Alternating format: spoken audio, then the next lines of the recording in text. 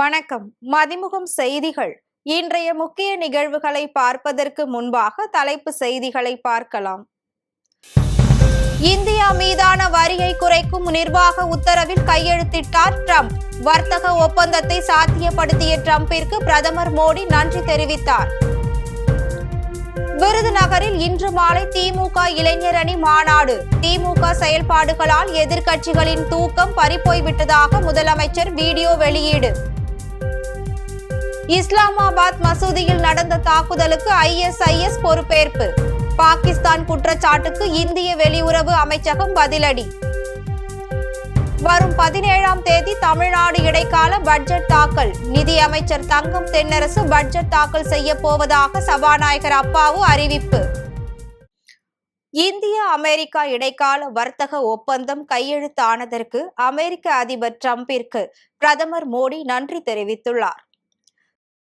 ரஷ்யாவிடம் இருந்து தொடர்ந்து இந்தியா எண்ணெய் வாங்கி வருவதை கண்டித்த அமெரிக்க அதிபர் டொனால்ட் ட்ரம்ப் முதலில் 25% வரியையும் பின்னர் கூடுதலாக 25% அபராத வரியையும் விதித்திருந்தார்.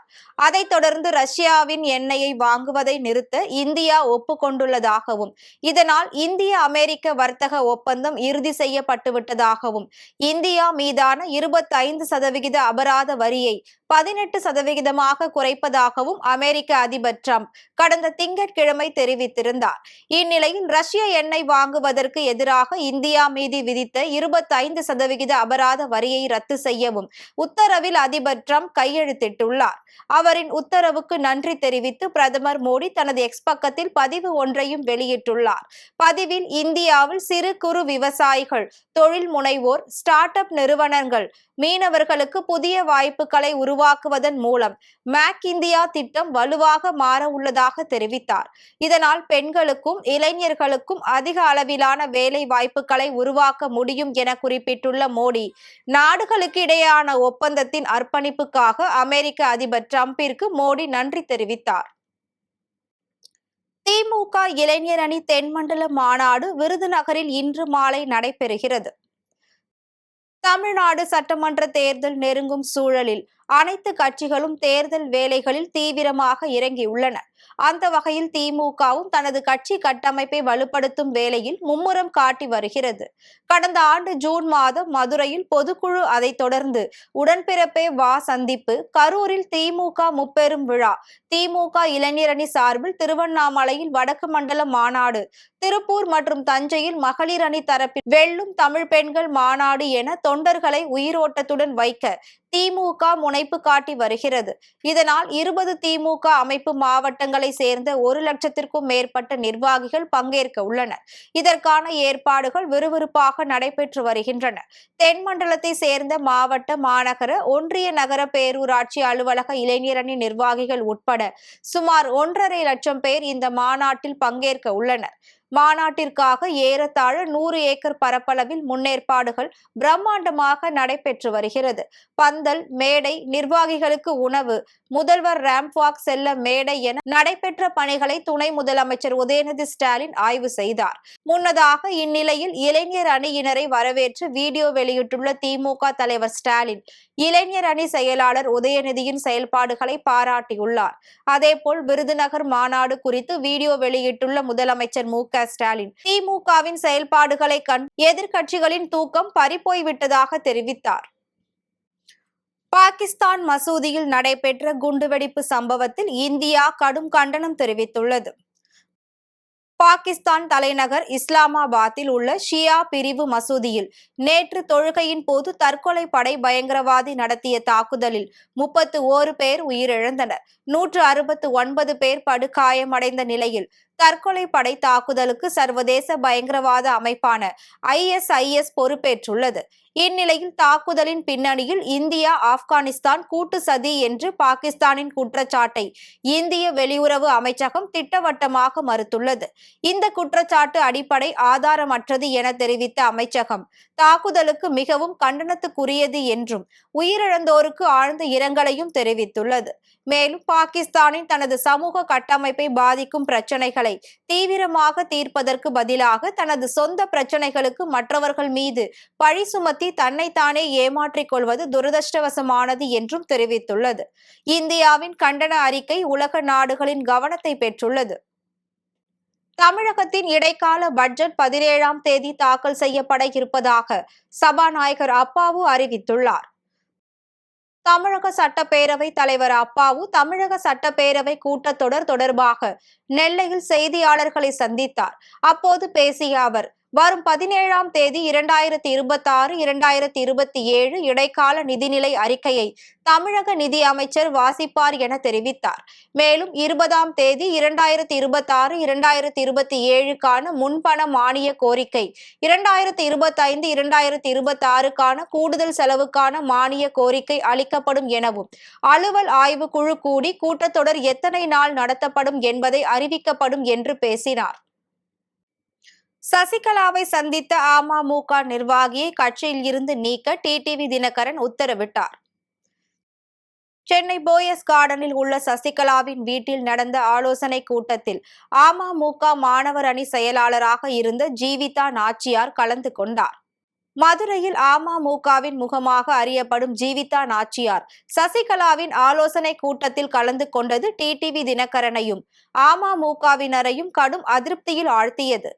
இதற்கு எதிர்வினையாற்றும் விதமாக ஜீவிதா நாச்சியாரை கட்சியில் இருந்தும் நீக்கி டிடிவி தினகரன் நடவடிக்கை எடுத்தார்.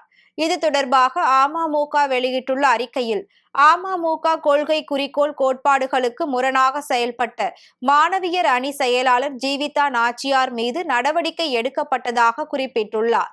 இதற்கு பதிலடி கொடுக்கும் விதமாக தனது சமூக வலைதள பக்கத்தில் துரோகம் வேர் அறுக்கப்படும் என ஜீவிதா நாச்சியார் பதிலளித்துள்ளார்.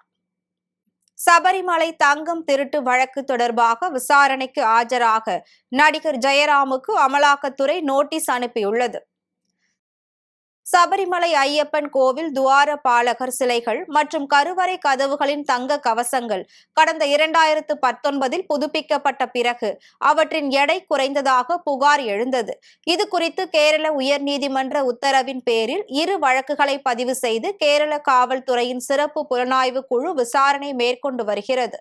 இதில் தங்க கவசம் புதுப்பிப்பு பணிக்கான செலவை ஏற்ற பெங்களூரு தொழிலதிபர் உன்னிகிருஷ்ணன் போற்றி உட்பட 12 பேரை அடுத்தடுத்து கைது செய்தனர். இவர்களில் முராரி பாபு, ஸ்ரீகுமார், சுதீஷ் ஆகியோர் ஜாமீனில் விடுவிக்கப்பட்டுள்ளனர்.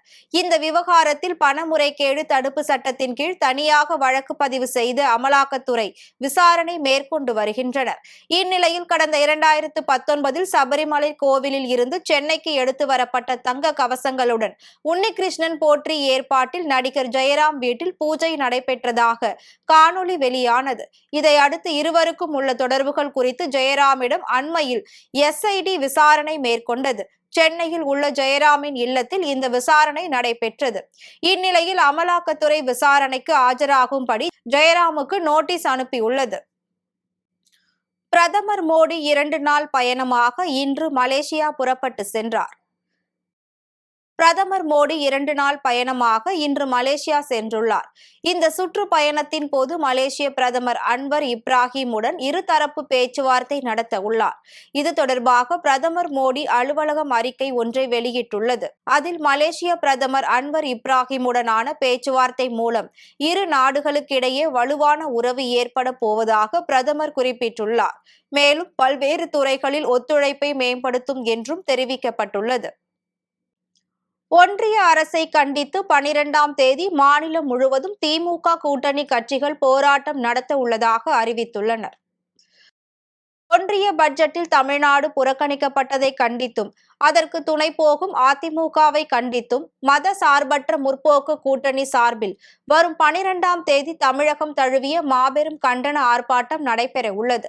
இது குறித்து அக்கூட்டணி கட்சிகள் வெளியிட்டுள்ள அறிக்கையில், ஒன்றிய பாஜக அரசு தாக்கல் செய்துள்ள நிதிநிலை அறிக்கையில் தமிழ்நாட்டிற்கு தரப்பட வேண்டிய நிதி எதையுமே விடுவிக்காமல் ஒட்டுமொத்தமாக புறக்கணித்துள்ளதாக குற்றம் சாட்டப்பட்டுள்ளது. தமிழகத்தின் வளர்ச்சி திட்டங்களுக்கு ஒரு பைசா கூட ஒதுக்காமல் வஞ்சிக்கும் பாஜக பாஜக அரசை ஆதரித்து தமிழக உரிமைகளை அதிமுக அடகு வைத்துள்ளதாகவும் அந்த அறிக்கையில் குற்றம் சாட்டப்பட்டுள்ளது. இந்நிலையில் ஒன்றிய அரசை கண்டித்து 12ஆம் தேதி மாநிலம் முழுவதும் திமுக கூட்டணி கட்சிகள் போராட்டம் நடத்த உள்ளதாக அறிவித்துள்ளனர். சென்னையில் இன்று ஆபரண தங்கத்தின் விலை சவரனுக்கு 1360 ரூபாய் உயர்ந்து 1,15,360 ரூபாய்க்கு விற்பனை செய்யப்படுகிறது. தொடர்ந்து அதிகரித்து வரும் தங்கம் விலை கடந்த 2 நாட்கள் குறைந்து நகை பிரியர்களை மகிழ்ச்சியில் ஆழ்த்தியது. இந்நிலையில் மீண்டும் தங்கம் விலை உயரத் தொடங்கியுள்ளது.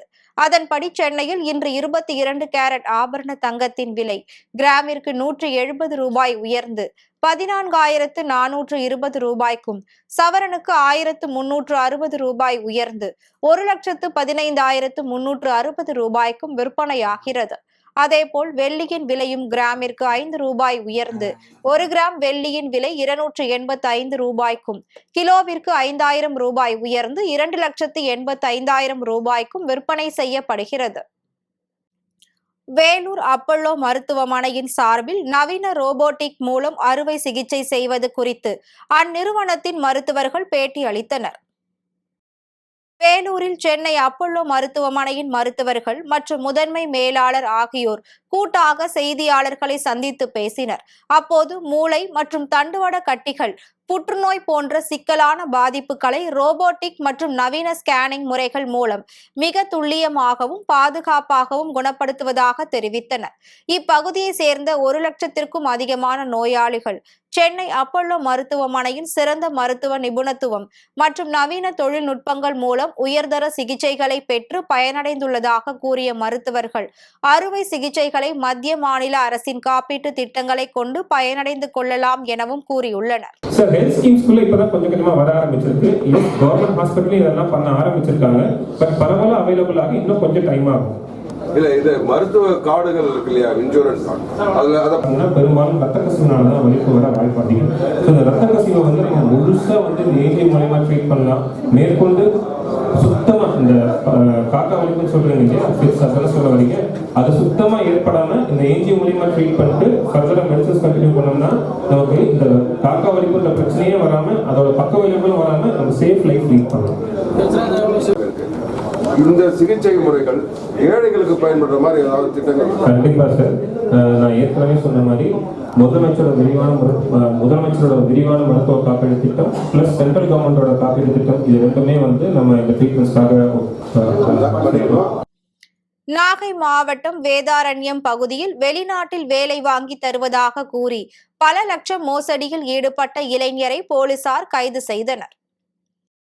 நாகப்பட்டினம் மாவட்டம் வேதாரண்யம் பகுதியை சேர்ந்த 13 நபர்களிடம் கள்ளக்குறிச்சி மாவட்டம் உளுந்தூர்பேட்டையை சேர்ந்த திருமலை என்பவர் சிங்கப்பூரில் வேலை வாங்கி தருவதாக கூறி ஒவ்வொருவரிடமும் தலா 4 முதல் 5 லட்சம் வரை வசூலித்துள்ளார். இருப்பினும் அவர்களை வெளிநாட்டுக்கு அனுப்பாமல் ஏமாற்றியதாக பாதிக்கப்பட்டவர்கள் காவல் நிலையத்தில் புகார் அளித்தனர். புகாரின் பேரில் மாவட்ட குற்றப்பிரிவு துணை காவல் கண்காணிப்பாளர் முருகேசன் மற்றும் ஆய்வாளர் கண்ணதாசன் தலைமையில் வழக்கு பதிவு செய்து மோசடி செய்த திருமலையை கைது செய்தனர். அதனைத் தொடர்ந்து அவர் நாகப்பட்டினம் நீதிமன்றத்தில் ஆஜர்படுத்தி மாவட்ட சிறையில் அடைக்கப்பட்டார். இந்த சம்பவம் அப்பகுதியில் பெரும் பரபரப்பை ஏற்படுத்தியுள்ளது. திருப்பூரில் சிறுவனை தெரு நாய்கள் கடித்து குதறிய சிசிடிவி காட்சி வெளியாகி அதிர்ச்சியை ஏற்படுத்தியுள்ளது. திருப்பூர் அடுத்த ஆத்துப்பாளையம் பகுதியில் தெரு நாய்கள் சுற்றித் திரிவதால் பொதுமக்கள் கடும் அவதி அடைவதாக கோரிக்கை விடுக்கப்பட்டு வந்த நிலையில் அப்பகுதியில் பொருட்கள் வாங்க கடைக்கு சென்ற சிறுவனை அங்கிருந்த தெரு நாய்கள் துரத்தியது. இதில் நிலை தடுமாறி கீழே விழுந்த சிறுவனின் காலில் நாய் கடித்ததில் காயம் ஏற்பட்டது. இதனை கண்ட அப்பகுதி மக்கள் சிறுவனை திருப்பூர் அரசு மருத்துவமனையில் சிகிச்சைக்காக அனுமதித்தனர். இந்நிலையில் குடியிருப்பு பகுதியில் தெரு நாய்கள் கடும் தொல்லை தருவதால் அவற்றை பிடித்து அப்புறப்படுத்த வேண்டும் என்ற கோரிக்கை வலுத்துள்ளது. இந்நிலையில் சிறுவனை நாய்கள் துரத்தி கடித்த சிசிடிவி காட்சிகள் வெளியாகி அதிர்ச்சியை ஏற்படுத்தியுள்ளது. திருப்பத்தூர் பகுதியில் அமைந்துள்ள 30 ஆண்டு பழமையான ஆவடித்தோப்பு ஸ்ரீ ஓம் சக்தி விநாயகர் கோவில் கும்பாபிஷேகம் வெகு விமர்சையாக நடைபெற்றது. திருப்பத்தூர் நகரத்திற்கு உட்பட்ட தண்டபாணி கோவில் தெருவில் அமைந்துள்ள ஸ்ரீ ஓம் சக்தி விநாயகர் கோவிலில் கும்பாபிஷேகத்தை முன்னிட்டு மங்கள இசை முழங்க விக்னேஸ்வர பூஜை, கணபதி ஹோமம், மகாலட்சுமி ஹோமம் உள்ளிட்ட பல்வேறு ஹோமங்கள் நடைபெற்றன. பின்னர் பல்வேறு புண்ணிய திருத்தலங்களில் இருந்து கொண்டு வரப்பட்ட புனித நீர் கோபுரத்தின் மீது அமைக்கப்பட்ட கலசங்களில் ஊற்றப்பட்டு மகா கும்பாபிஷேகம் சிறப்பாக நடத்தப்பட்டது. இந்த நிகழ்ச்சியில் ஏராளமான பக்தர்கள் கலந்து கொண்டு சுவாமி தரிசனம் செய்தனர்.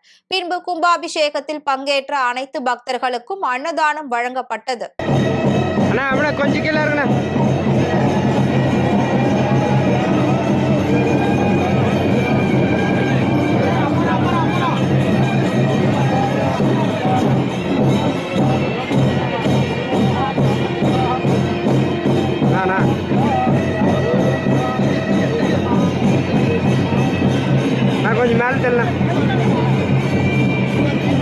அதேபோல் ராணிப்பேட்டை மாவட்டம் நெல்மண்டி அருகே அமைந்துள்ள ஸ்ரீ துர்க்கையம்மன் கோவில் அஷ்டபந்தன மகா கும்பாபிஷேக விழா மேளதாள வாத்தியங்கள் முழங்க சிறப்பாக நடைபெற்றது. இந்நிகழ்வில் திரளான பொதுமக்கள் கலந்து கொண்டு சுவாமி தரிசனம் செய்தனர்.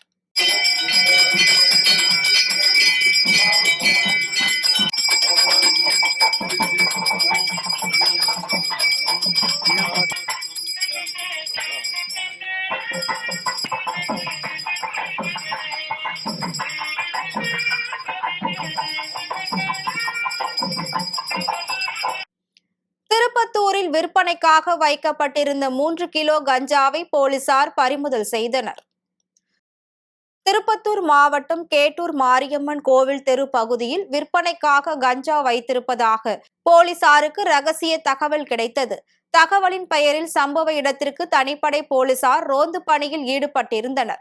அப்போது கோவில் பின்புறம் சந்தேகிக்கும் வகையில் நின்று கொண்டிருந்த இருவரிடம் விசாரணை மேற்கொண்டதில் அவர்கள் ஸ்டீபன் ராஜ் மற்றும் தினேஷ்குமார் என்பதும் இருவரும் விற்பனைக்காக 3 கிலோ கஞ்சா வைத்திருப்பதும் தெரிய வந்தது.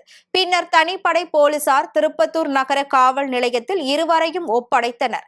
மேலும் நகர போலீசார் இருவர் மீது வழக்கு பதிவு செய்து திருப்பத்தூர் நீதிமன்றத்தில் ஆஜர்படுத்தி சேலம் மத்திய சிறையில் அடைத்துள்ளனர். ராணிப்பேட்டை மாவட்டம் சோளிங்கரில் கோவில் கும்பாபிஷேகத்தில் பங்கேற்ற 2 பெண்களிடம் 8 சவரன் தங்க நகைகளை மர்ம நபர்கள் திருடி சென்ற சம்பவம் பெரும் பரபரப்பை ஏற்படுத்தியுள்ளது. சோளிங்கர் பஜார் பகுதியில் அமைந்துள்ள அருள்மிகு ஸ்ரீ சோழபுரீஸ்வரர் திருக்கோவிலில் மகா கும்பாபிஷேகம் நடைபெற்றது. இந்த கும்பாபிஷேகத்தில் சோளிங்கர் மற்றும் சுற்று வட்டார பகுதியில் இருந்து ஆயிரக்கணக்கான பக்தர்கள் கலந்து கொண்டு சுவாமி தரிசனம் செய்தனர். இந்நிலையில் கும்பாபிஷேகத்தை காண வந்த சோளிங்கர் அண்ணாநகர் பூங்கா தெருவை சேர்ந்த உமாதேவி என்பவரின் 4 சவரன் தங்க நகையும், பிள்ளாஞ்சி பகுதியை சேர்ந்த கிரிஜா என்பவரின் 4 சவரன் தங்க நகையையும் மர்ம நபர்கள் திருடி சென்றனர். இது குறித்து சோளிங்கர் காவல் நிலையத்தில் புகார் அளிக்கப்பட்ட நிலையில் போலீசார் வழக்கு பதிவு செய்து கொள்ளையர்களை தீவிரமாக தேடி வருகின்றனர். மயிலாடுதுறையில் பழமை வாய்ந்த புனுகீஸ்வரர் கோவிலில் 32ஆம் ஆண்டு லட்ச தீப திருவிழாவில் பொதுமக்கள் அகல் தீபங்கள் ஏற்றி வழிபாடு செய்தனர். மயிலாடுதுறையில் பழமை வாய்ந்த ஸ்ரீ சாந்த நாயகி சமேத புனுகீஸ்வரர் கோவிலில் 32ஆம் ஆண்டு லட்ச தீப தெய்வ திருவிழா நடைபெற்றது. இதனை முன்னிட்டு ஓம் நமச்சிவாயா வாழ்க என்று எழுத்து வடிவில் அகல் தீபங்கள் மற்றும் சிவன், பார்வதி, விநாயகர் உருவங்கள் வரையப்பட்டு அகல் விளக்குகளில் தீபம் ஏற்றி பொதுமக்கள் வழிபாடு நடத்தினர். கோவில் முழுவதும் அகல் விளக்கு தீபங்கள் மற்றும் மின்னொளியால் ஜொலித்தது. இதில் திருவாவடுதுறை ஆதீன கட்டளை தம்பிரான் உள்ளிட்ட ஏராளமான பக்தர்கள் கலந்து கொண்டனர்.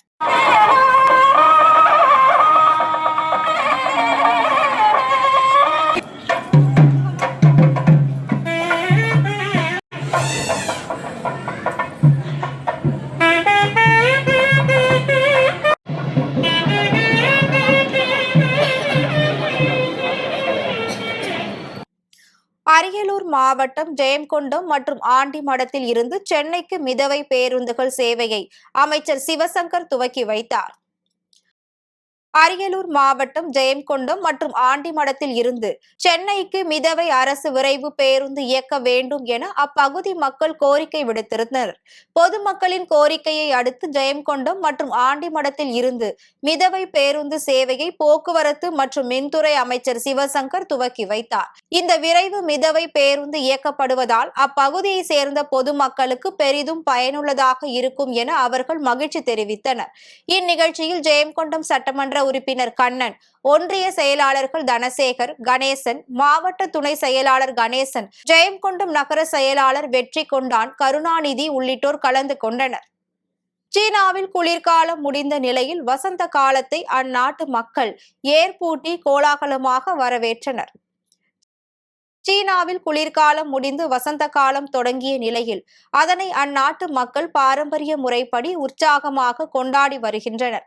விவசாயத்தை போற்றும் விதமாக நடைபெறும் இந்த விழாவில் ஆயிரக்கணக்கான பொதுமக்கள் திரண்டு ஏர்பூட்டி நிலத்தை உழுது போன்ற சடங்குகளை செய்து வசந்த காலத்தை வரவேற்றனர். சீன கலாச்சாரத்தில் வசந்த காலம் என்பது புதிய தொடக்கத்தையும் நல்ல விளைச்சலையும் குறிக்கும் ஒரு முக்கிய நிகழ்வாகும். இதனை ஒட்டி பல இடங்களில் வண்ணமயமான கலை நிகழ்ச்சிகளும் பாரம்பரிய ஊர்வலங்களும் நடைபெற்றன. காளைகளுக்கு மாலை அணிவித்து நிலத்தில் ஏர்பூட்டி உழுவதன் மூலம் இந்த ஆண்டு விவசாயம் செழிப்பாக அமையும் என்பது அவர்களின் நம்பிக்கையாக உள்ளது. இந்த கண்கவர் திருவிழாவில் சுற்றுலா பயணிகளும் கலந்து கொண்டு சீனர்களின் பாரம்பரியத்தை கண்டு களித்தனர். மீண்டும் தலைப்பு செய்திகள். இந்தியா மீதான வரியை குறைக்கும் நிர்வாக உத்தரவில் கையெழுத்திட்டார் ட்ரம்ப். வர்த்தக ஒப்பந்தத்தை சாத்தியப்படுத்திய ட்ரம்பிற்கு பிரதமர் மோடி நன்றி தெரிவித்தார். விருதுநகரில் இன்று மாலை திமுக இளைஞர் அணி மாநாடு. திமுக செயல்பாடுகளால் எதிர்க்கட்சிகளின் தூக்கம் பறிபோய்விட்டதாக முதலமைச்சர் வீடியோ வெளியீடு. இஸ்லாமாபாத் மசூதியில் நடந்த தாக்குதலுக்கு ISIS பொறுப்பேற்பு. பாகிஸ்தான் குற்றச்சாட்டுக்கு இந்திய வெளியுறவு அமைச்சகம் பதிலடி. வரும் 17ஆம் தேதி தமிழ்நாடு இடைக்கால பட்ஜெட் தாக்கல். நிதி அமைச்சர் தங்கம் தென்னரசு பட்ஜெட் தாக்கல் செய்ய போவதாக சபாநாயகர் அப்பாவு அறிவிப்பு. இத்துடன் செய்திகள் நிறைவடைந்தன. மீண்டும் செய்திகள் இரவு 8 மணிக்கு. மேலும் செய்திகளை தெரிந்து கொள்ள மதிமுகம் பிரைம் யூடியூப் தளத்தில் இணைந்திருங்கள்.